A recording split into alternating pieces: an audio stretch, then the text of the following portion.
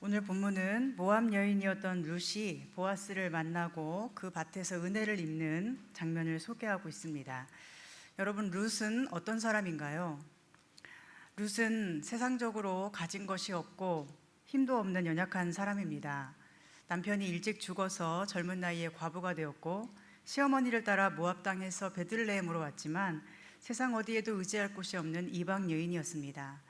게다가 시어머니 나오미는 하나님의 백성이면서도 남편과 아들이 다 죽은 자기 처지를 비관하면서 절망에 빠진 상태입니다. 자기의 이름을 희락이라는 뜻의 나오미가 아니라 괴로움이라는 뜻의 마라라고 불러달라고 할 정도니 룻이 따라온 시어머니 나오미는 룻이 의지할 대상이 결코 아니었습니다. 그런데 이런 상황에서 룻이 어떻게 하나요? 오늘 말씀 2절에 보면 룻은 나오미에게 이렇게 말합니다. 내가 밭에 가서 이삭을 줍겠나이다. 내가 이삭을 줍기 원합니다. 당시 이삭 줍는 일은 천한 일에 해당됩니다. 고아나 과부, 세상에서 힘없고 버려진 자들이 생계를 유지하도록 하나님께서 배려하신 율법입니다. 레위기 19장에 이렇게 말씀합니다. 곡식을 거둘 때는 밭 모퉁이까지 다 거두지 말고 가난한 자들을 위하여 남겨두라. 곡식을 거두면서 이삭이 떨어지면 그것을 가난한 자들이 주울 수 있도록 그냥 버려두라. 즉 이삭을 줍는 일은 당시 극도로 궁핍한 자들을 위해서 하나님께서 은혜로 베푸신 공동체의 배려였습니다. 그런데 룻은 바로 그 이삭 줍기를 하려고 집을 나서는 것입니다. 여러분 생각해 보십시오. 얼마나 기가 막힌 일입니까?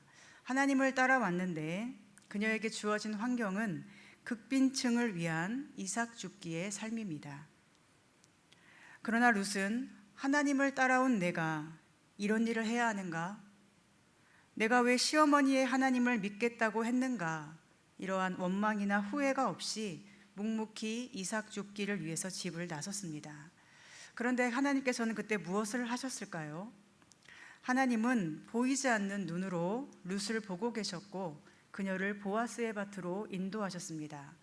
3절에 보면 룻이 우연히 보아스의 밭으로 이르게 되었다 기록합니다. 그리고 4절에는 마침 그때 보아스가 밭에 와서 룻을 보게 됐다고 기록합니다. 우리 눈으로 보기에는 우연처럼 보일지라도 또 마침 때에 맞게 일어난 일처럼 보일지라도 모든 것이 다 하나님께서 지켜보시고 인도하시는 은혜의 길이었다는 것입니다. 룻을 본 보아스가 사환에게 묻습니다. 이는 누구의 소녀냐? 룻이 어디서 온 여인인지 누구에게 속한 자인지를 물었습니다. 그리고 그녀가 모압에서 시어머니 나오미를 따라 하나님을 섬기려고 이 땅에 온 여인인 것을 알고 룻에게 이렇게 말하죠. 8절에 보면 내 딸아 들으라. 이삭을 주우러 다른 밭으로 가지 말며 여기서 떠나지 말고 나의 소녀들과 함께 있으라. 보아스는 은혜의 사람이었습니다. 자기 밭에서 일하고 있는 일꾼들을 자신의 종처럼 생각하거나 힘으로 굴복시키는 자가 아니었습니다. 보아스는 4절에 보는 것처럼 자신의 종들에게도 은혜로 다가가는 사람이었습니다. 여호와께서 너희와 함께 하시기를 원하노라. 이러한 보아스가 왜 룻에게 다른 밭으로 가지 말라라고 했을까요? 왜냐하면 이 룻을 긍휼히 보았기 때문이죠. 하나님이 주시는 은혜로 바라보았고 하나님의 눈으로 바라보았기 때문입니다. 의지할 곳이 없는 이방 여인으로 무시하듯 본 것이 아니라 하나님의 사랑으로 사랑할 대상으로 바라본 것입니다. 마음껏 부려먹어도 되는 인간 기계처럼 본 것이 아니라 서로 존중하며 동역할 존재로 바라본 것이지요. 내 밭에 왔으니 너는 내 명령대로 따라야 살 수 있어 라는 위압적인 자세가 아니라 룻이 이곳에서 정말 사람답게 존중받으며 하나님의 은혜와 사랑 안에 사는 기쁨을 알 수 있도록 이곳을 떠나지 말라 말한 것입니다. 이러한 보아스의 마음은 누구를 생각나게 하나요? 바로 우리 하나님의 마음을 생각하게 합니다. 하나님께서는 우리를 어떻게 대하십니까? 비천하고 연약한 우리들을 오직 은혜로 부르셔서 하나님 나라의 존귀한 백성이 되게 하십니다. 우리가 이전에 어떠한 사람이었든지 상관없이 하나님은 우리를 자녀로 대해 주십니다. 때로는 우리가 고단하고 지쳐서 그만두고 싶을 때에도 내 딸아 들으라 하시며 우리가 누구에게 속한 자인지 상기시켜 주십니다. 이삭을 주우러 다른 밭으로 가지 말라 하시며 우리가 있어야 할 곳은 하나님의 사랑의 품임을 깨닫게 하여 주십니다. 힘들고 지치고 때로는 만신창이가 될지라도 여기서 떠나지 말고 나의 소녀들과 함께 있으라 하시며 우리를 그 품에 안아주십니다. 그런데 문제는 무엇일까요? 하나님을 떠나지 않고 영원히 그분의 품에 거하기 위해서는 우리가 감내해야만 할 고통이 있다는 것입니다. 룻이 보아스를 떠나지 않고 그의 밭에 머무르기 위해서는 그녀가 감당해야 할 고통이 있었습니다. 그 고통이 무엇일까요? 그것은 바로 보아스의 소녀들과 함께 있어야 한다는 것입니다. 보아스가 이렇게 말합니다. 나의 소녀들과 함께 있으라. 그런데 이 소녀들은 어떤 사람입니까? 여기에 소녀라는 단어는 9절과 21절에 나오는 소년이라는 단어와 상충되어 쓰입니다. 즉 소녀와 소년은 같은 단어처럼 함께 사용됩니다. 이삭을 베는 장면을 생각하면 소년들은 앞에서 낫으로 이삭을 베고 소녀들은 그 뒤를 따라가며 다발로 이삭을 묶었을 것입니다. 그리고 룻은 그 뒤에서 땅에 떨어진 이삭을 줍고 있었을 것입니다. 중요한 것은 그 소녀들이 룻을 힘들게 하고 있었다는 것입니다. 보아스와 같이 은혜로 룻을 대한 것이 아니라 자신의 힘이나 작은 권세로 룻을 함부로 대했다는 것입니다. 그들의 행동을 짐작할 수 있는 구절이 바로 9절입니다. 그들이 베는 밭을 보고 그들을 따르라. 내가 그 소년들에게 명령하여 너를 건드리지 말라 하였느니라. 무엇을 알 수 있습니까? 소녀들은 룻을 건드렸다는 것이지요. 15절에도 말씀합니다. 룻이 이삭을 주우러 일어날 때에 보아스가 자기 소년들에게 명령하여 이르되 그에게 곡식 단 사이에서 줍게 하고 책망하지 말며 또 그를 위하여 곡식 다발에서 조금씩 뽑아 버려서 그에게 줍게 하고 꾸짖지 말라 하니라. 책망하지 말라, 꾸짖지 말라 계속 반복하고 있는데 왜 그럴까요? 그런 현상이 이미 일어나고 있기 때문이지요.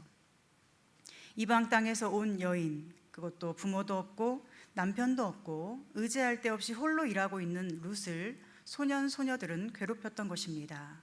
건드려도 아무도 보호해 줄이 없는 룻의 처지를 알기 때문에 남의 밭에서 이삭을 주어야만 생계를 유지하는 극빈층임을 알기 때문에 자신이 가진 작은 힘으로 함부로 대하며 억압을 했다는 것입니다. 그런데 그들 역시 누구에게 속해 있을까요? 그들 역시 보아스에게 속한 일꾼이었습니다. 보아스에게 속하여서 보아스가 베푸는 은혜 안에 살고 있었습니다. 룻과 조금 다른 점이 있다면 그것은 좀 더 힘이 있고 좀 더 당당한 위치에서 일하고 있었다는 것 뿐입니다. 그런데 그들은 보아스가 베푸는 은혜를 남용했지요. 자신들을 은혜로 대하며 존중하는 보아스와는 달리 룻을 힘으로 대하며 무시합니다. 이것은 마치 무엇과 같습니까? 우리가 하나님의 자녀라고 하면서 하나님의 또 다른 자녀인 형제를 사랑하지 못하는 것과 같습니다. 나는 하나님의 은혜 안에 살고 있어요 라고 입술로는 잘 말하면서 하나님의 은혜로 살아가는 또 다른 형제를 쉽게 정죄하고 억압하는 것과 같습니다. 하나님께서는 날마다 우리에게 깨우쳐 주십니다. 서로 정죄하지 말고 미워하지 말고 용서하고 사랑하며 아껴주어라. 요한일서 4장 7절과 8절은 말씀합니다. 사랑하는 자들아 우리가 서로 사랑하자. 사랑은 하나님께 속한 것이니 사랑하는 자마다 하나님으로부터 나서 하나님을 알고 사랑하지 아니하는 자는 하나님을 알지 못하나니 이는 하나님은 사랑이심이라. 요한일서 4장 20절은 이렇게 말씀합니다. 누구든지 하나님을 사랑하노라 하고 그 형제를 미워하면 이는 거짓말하는 자니 보는 바 그 형제를 사랑하지 않는 자는 보지 못하는 바 하나님을 사랑할 수 없느니라. 하나님은 날마다 말씀으로 우리 마음을 끊임없이 두드리십니다. 하나님의 뜻은 일만 잘하는 것이 아니라 사랑하는 것이고 하나님의 나라에서 우리가 끝까지 생명을 누리며 승리하는 비결은 권리 주장이나 폭력적인 언행을 일삼는 것이 아니라 사랑으로 용서하고 양보하는 데 있음을 늘 우리에게 말씀해 주십니다. 그런데 우리는 어떻게 살아갑니까? 형제 자매로 인하여 작은 불이익이라도 있으면 분을 참지 못하고 노를 바랍니다. 형제의 영혼이 바닥에 나뒹구는 것쯤은 아무것도 아니라고 생각하며 쉽게 형제를 정죄하고 모욕까지 하는 경우가 많이 있습니다. 그런데 문제는 무엇입니까? 아무에게나 그렇게 하는 것이 아니라는 것이지요. 자기보다 힘이 없는 자에게, 함부로 대해도 대항할 수 없을 것 같은 사람에게, 힘없고 약하고 낮은 사람에게 그렇게 비겁하게 한다는 것이 문제입니다. 오늘 보아스의 밭에서 룻이 당하는 것이 바로 그것입니다. 소년 소녀들은 지극히 낮은 자로 온 룻에게 자신이 가진 작은 힘을 사용해서 꾸짖고 책망합니다. 여러분, 만약에 룻이 처음부터 보아스의 아내로서 그 밭에 있었다면 어땠을까요? 꾸짖지 말라거나 책망하지 말라거나 이런 말은 할 필요조차 없겠지요. 왜냐하면 힘의 논리를 따르는 자들은 힘을 가진 자들을 알아보고 알아서 섬기며 사랑하기 때문입니다. 이런 일들은 룻에게만 해당되는 일이 아니죠. 오늘날 이 땅의 곳곳에서 이러한 억압과 분노와 멸시와 정죄가 일어나고 있습니다. 힘을 가진 자는 자기보다 약한 자를 어떻게든 짓밟고 일어나려고 합니다. 돈이든 명예든 권력이든 그것으로 작은 힘이라도 가지게 된 자는 자신의 허약한 영혼을 감추려고 어떻게든 다른 사람을 아프게 하는 것이 이 세상의 현실입니다. 왜 그렇습니까? 이 땅에는 공중 권세 잡은 자가 힘을 가지고 있기 때문입니다. 이 땅에서는 여전히 죄가 득세하고 불의가 승승장구하고 또 그것을 아무도 지켜보는 자가 없다고 생각하기 때문입니다. 그러나 여러분, 가인이 아벨을 죽일 때 아무도 보지 못했나요? 사람은 아무도 보지 못했으나 하나님은 그것을 보셨습니다. 가인이 하나님께서 기뻐하시는 아벨에 대해서 분노하며 그 분을 참지 못하고 자기의 힘을 살인하는 데 사용했을 때 하나님이 말씀하셨습니다. 네 아우의 핏소리가 땅에서부터 내게 호소하느니라. 약한 자의 억울함이 땅에 묻히는 것 같아도 하나님은 다 보고 계신다는 것입니다. 이 땅에서 가진 알량한 힘으로 남을 억울하게 하고 영혼을 살인하는 자는 하나님께서 결코 눈 감아주지 않으신다는 것입니다. 물론 가인은 아벨을 죽인 후에도 이 땅에서 잘 먹고 잘 살았을 것입니다. 하나님은 하나님께 살인 현장을 들켜 두려워하는 가인에게 그의 소원대로 표를 주셨지요. 아무도 가인을 죽이지 못하도록 하겠다고 말씀하셨습니다. 그래서 세상에서는 가인이 승리자였습니다. 자기 마음에 안 들면 쉽게 분노를 표출할 수 있었던 가인이 강자였습니다. 자신의 예물을 받아주지 않는 하나님에 대한 분노와 자신이 결코 영적으로 이길 수 없는 아우에 대한 시기심을 마음껏 드러낼 수 있는 이 땅의 강자가 바로 가인이었습니다. 반대로 아벨은 어떤가요? 아벨은 세상에서 완전히 패배자로 보입니다. 들에서 따로 만나자고 말하는 형의 말을 조금도 의심 없이 받아들일 만큼 순수했고 힘없이 형의 손에 죽임을 당했습니다. 아벨은 아무도 자신을 보호해 주지 못하는 그 들판에서 유일한 혈육에 의해 죽어야 했습니다. 하나님은 아벨을 받으셨다고 하셨는데도 죽임당하는 그 순간 아벨의 목숨을 지켜주지는 않으셨고 아벨은 홀로 비참하게 이 땅을 떠나야 했지요. 그러나 여러분, 하늘나라에서는 누가 승리자입니까? 하나님께서는 누구의 오른손을 들어주실까요? 누가 승리자라고 박수를 쳐주실까요? 하늘나라에서 가인은 철저한 패배자입니다. 그는 자기 분노와 자기 힘을 위해 하나님의 뜻에서는 벗어나 있는 반칙자였기 때문입니다. 그러나 아벨은 어떻습니까? 이 세상의 반칙과 하나님의 뜻에서 벗어나 있는 힘의 억압, 그리고 그 속에서 받는 아픔을 고스란히 감당해야만 했지만, 그리고 그 속에서 피투성이가 되어 죽어야만 했지만 결국 하나님께서 오른손을 들어주시는 최후의 승리자가 되었습니다. 예전에 한 권투 시합에서 이런 일이 있었다고 들었습니다. 두 선수가 싸우는데 한 선수가 종료를 알리는 심판의 휘슬을 듣고도 상대에게 주먹을 날렸습니다. 이 상대편은 종료 직후 날아온 주먹에 맞아 KO로 쓰러져 버렸습니다. 모든 사람들이 KO로 쓰러뜨렸으니 이 사람이 이겼다고 생각했습니다. 또 당사자도 자신이 이겼다고 생각했습니다. 경기 내내 그가 우세했고 계속 때리다가 마지막에 한 방에 KO가 되었으니 모든 사람이 그가 이겼다고 생각했습니다. 그러나 결과는 어땠을까요? 결과는 KO를 당한 사람의 승리였습니다. 심판은 자신의 종료 선언 후에 주먹을 날린 것에 대하여 반칙을 선언했고 결국 그는 반칙패로 패배자가 되었습니다. 쓰러진 그 사람은 온몸이 만신창이가 됐음에도 불구하고 심판의 손에 의해서 오른손이 들려지는 최후 승리자가 되었습니다. 아무도 반칙을 볼 수 없었으나 오직 심판은 그 반칙을 정확히 보았고 반칙을 용납하지 않는 사람이었기 때문입니다. 만약에 하나님 나라에서도 반칙이 허용된다면 좀 더 화내고 좀 더 교만하고 좀 더 시원하게 억누르며 사는 것이 삶에서 최고의 기쁨이 될 것입니다. 그리고 또한 우리는 반칙을 더 잘 배워야 할 것입니다. 반칙을 잘하면 잘할수록 승리하기 때문에 점점 더 지옥에 어울리는 반칙자가 되어야만 할 것입니다. 그러나 하나님 나라에는 반칙이 허용되지 않기 때문에 우리는 반칙으로 가득한 세상에 살면서 갑작스럽게 얻어맞고 멍이 들 수 있습니다. 특히 반칙을 잘하는 상대를 만날 때마다 우리의 눈은 시퍼렇게 멍들어야 하고 우리 코에서는 코피가 터져야 되고 온몸은 피투성이가 되어야만 할 것입니다.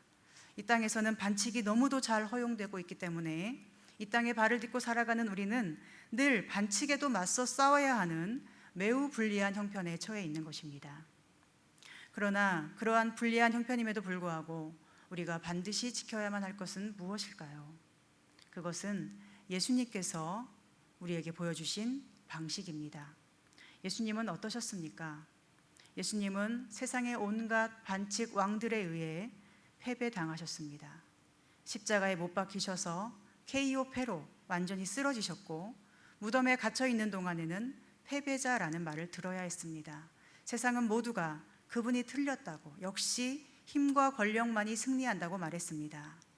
만약 하나님께서 살아계시지 않았다면 예수님은 패배자가 맞습니다. 때린다고 맞고 침 뱉는 것을 참고 채찍질과 조롱과 모욕을 고스란히 받아내는 것은 세상의 눈으로 볼 때 정말 불쌍한 패배자입니다. 그러나 하나님은 살아계셨고 예수님의 방법이 옳았음을 증명해 주셨습니다. 하나님은 예수 그리스도를 일으키셨고 무덤에서 이끌어내셨으며 하늘보좌 우편에 앉게 하셨습니다. 그리고 최후의 승리는 절대로 반칙자의 것이 될 수 없다는 것을 부활하신 예수 그리스도의 못자국과 그 상처를 통하여 우리에게 분명히 보여주십니다. 때로 우리는 살아가면서 억울한 순간들을 경험할 것입니다. 반칙이 허용되는 세상이기 때문에 우리는 주님의 뜻대로 살기 위한 고통을 반드시 경험하게 될 것입니다. 되갚아주는 대신에 용서하기 위해서 고통을 받아야 합니다. 미워하는 대신에 사랑하기 위해서, 죽이고 싶은 마음 대신에 함께 살고 싶은 마음을 품기 위해서 마음에 커다란 구멍이 생기는 것을 참아내야만 합니다. 그리고 그때마다 우리 마음에는 하나님은 이 순간 무엇을 하시는가, 이러한 의문이 끊이지 않을 것입니다. 하나님은 왜 아벨을 살도록 지켜주지 않으셨는가? 하나님은 왜 예수님을 십자가에 못 박히게 하고 침뱉음을 당하도록 내버려 두셨는가? 하나님은 왜 원수가 나를 짓밟을 때 나를 다치지 않도록 지켜주지 않으셨는가? 이러한 의문이 우리의 믿음에 계속해서 질문을 던질 것입니다. 그러나 그때마다 기억해야 할 것은 무엇일까요? 하나님은 우리가 고통을 받으면서도 예수 그리스도의 삶을 닮아갈 수 있도록 그 생명으로 가는 걸음을 굳건하게 지켜주고 계신다는 사실입니다. 하나님은 내가 고통당할 때 나를 지켜주지 않으시는 것이 아니라 나의 고통을 함께하고 계시며 견디시며 내 곁에서 열렬히 응원해주고 계신다는 사실입니다. 그리고 도저히 견딜 수 없을 때, 정말로 더 이상은 할 수 없다고 할 때 하나님은 우리를 품에 안으시고 한없는 위로와 기쁨을 주십니다. 그냥 견뎌, 이게 최선이야, 이렇게 우리를 다그치고 응원만 하시는 것이 아니라 우리를 품에 안으시고 사랑의 손길로 모든 눈물을 닦아주신다는 것입니다.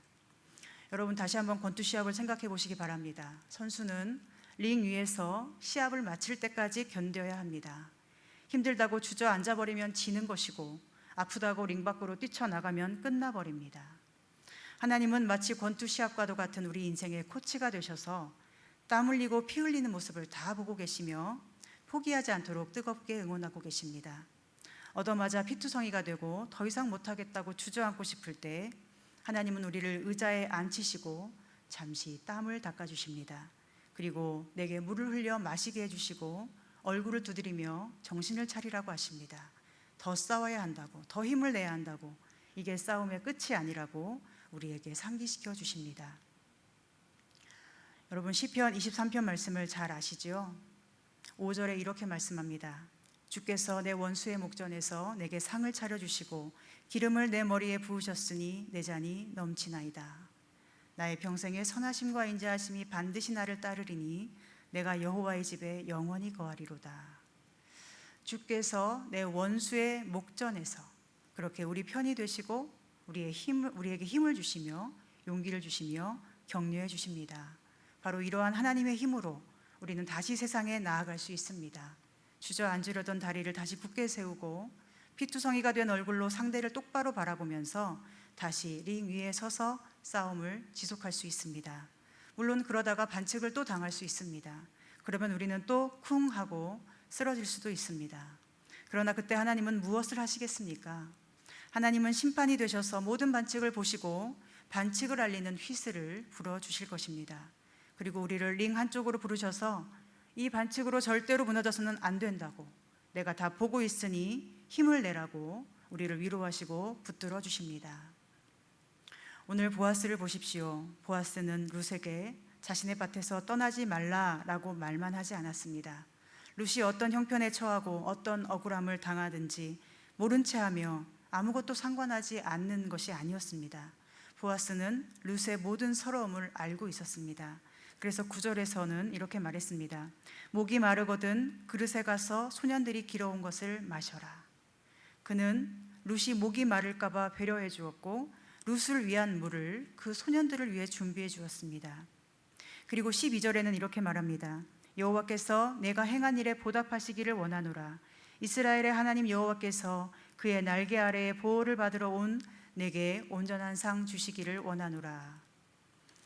하나님의 날개 그늘 아래 들어온 룻에게 하나님께서 완전한 피난처가 되주시기를 보아스는 축복했습니다. 그는 룻이 행한 모든 선한 일을 알고 있었고 하나님께서 온전한 상을 주실 거라고 믿었습니다. 우리는 오늘 보아스를 통해서 우리 하나님의 모습을 생각해 볼 수 있습니다. 하나님은 그분의 법칙대로 말씀대로 살기 원하는 우리에게 인애와 긍휼을 베풀어 주십니다.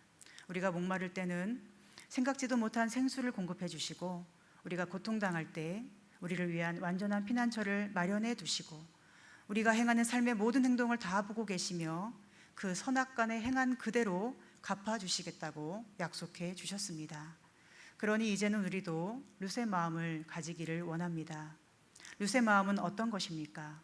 10절과 13절에 보면 룻이 보아스 앞에 엎드려 이렇게 말하지요. 나는 이방 여인이거늘 당신이 어찌하여 내게 은혜를 베푸시며 나를 돌보시나이까.